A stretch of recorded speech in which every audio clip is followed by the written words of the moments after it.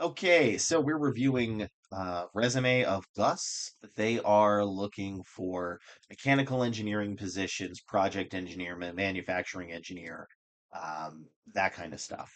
So this is their resume, and I looked up before what we're going to be looking for, which may shock some people, not in recruitment, but they're looking essentially for bachelor's, which makes sense, MS Office, Word and Excel, on-site, AutoCAD, Revit, Civil 3D, deadlines, DOT, which I don't know what that stands for, but a lot of JDs were asking for it. JDs is job descriptions, and a driver's license. So those are what I'm going to be judging this resume on.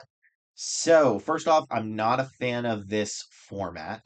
Um, I notice now when I'm digging in deep that they actually have some of the stuff like Office or MATLAB or SolidWorks, but I this big old blob of skills really really can mess up a recruiter because it's very easy when you only have like 6 seconds to look at a resume to look at maybe like this and then maybe look at this, but you're going to completely miss this, which is not going to be good.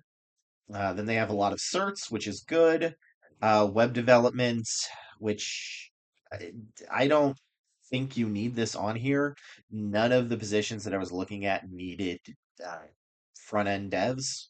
And this reads like a front end dev, HTML, CSS, JavaScript. Some of them may have Python, but you don't list Python, so it's irrelevant. So truthfully, what I would like you to do first is completely change the formatting to this. This is how I want your formatting to look, uh, because this is way harder to read. So education and certs here. Do not get this longer than 3 lines. This should be no more than 3 lines.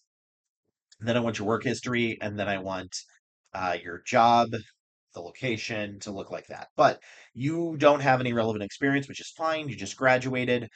So I would just completely remove this, shrink this down to two, and add it to the education section I had. And then we're going to actually work on your projects like they were your experience. So still put engineering projects. And what I'm going to be looking for, like I said, is MS Office, AutoCAD, Revit, Civil, that kind of stuff. And I don't see any of that. Yeah, I don't see any of that.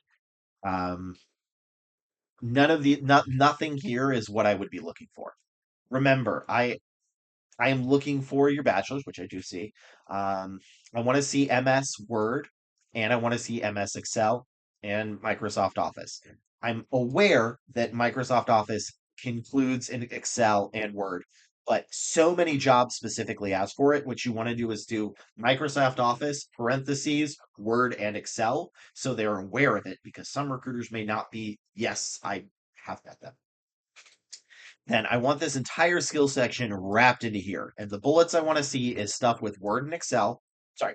Yeah, wrapped into here. Word and Excel. I want to see AutoCAD. I want to see Revit. I want to see Civil 3D. I want to see how you met deadlines. I know you were a student, so just like deadlines for projects is fine. And DOT, which I have no idea what it is, but multiple ones reference that. And if you can, shoe in your driver's license, that would be good. In addition, if you are a US citizen and you're applying to US positions, under this, I want to see United States citizen in location. That will help you out because when they're looking for entry level people, those are the things they're going to be looking for. None of this. And I don't mean that to be insulting. I just wanted to be honest with you. So, because this is not what hiring managers or recruiters are looking for. They're literally just looking for MS Office, Word, Excel, that you're on site, that you have AutoCAD, that you have Revit, you have Civil 3D, you've met deadlines, you know what DOT is, and you have a driver's license. And just having that will up your amount of interviews. So good luck, Gus. I am rooting for you. I will say the hardest part of any job search is getting your first 2 years of experience. After that, it's not necessarily easy, but it is easier because the first 2 years are the hardest to get in any profession, basically. So good luck, Gus. I'm rooting for you.